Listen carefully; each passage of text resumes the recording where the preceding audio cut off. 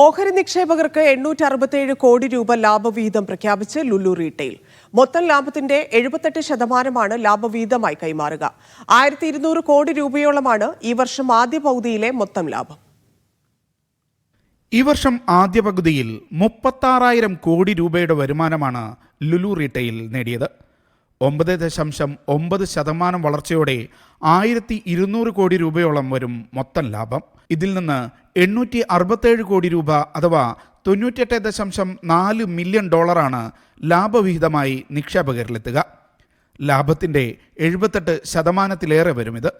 Retail സാന്നിധ്യം വിപുലമാക്കി നിക്ഷേപകർക്ക് കൂടുതൽ മികച്ച നേട്ടം നൽകുമെന്ന് Lulu group chairman M A. Yusuf Ali പറഞ്ഞു.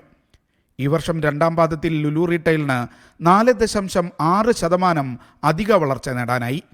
പ്രൈവറ്റ് ലേബൽ, ഇ-കോമേഴ്സ് രംഗങ്ങളിലെ വളർച്ചയാണ് നേട്ടത്തിന് കരുത്തായത്. 5037 കോടി രൂപയുടെ നേട്ടം ലുലു പ്രൈവറ്റ് ലേബൽ ഉൽപ്പന്നങ്ങൾക്ക് ലഭിച്ചു. റീറ്റെയിൽ വരുമാനത്തിൻ്റെ 29.7% ഈ മേഖലയിൽ നിന്നാണ്. ഇ-കോമേഴ്സിൽ നിന്ന് 952 കോടി രൂപയുടെ നേട്ടമുണ്ടായി.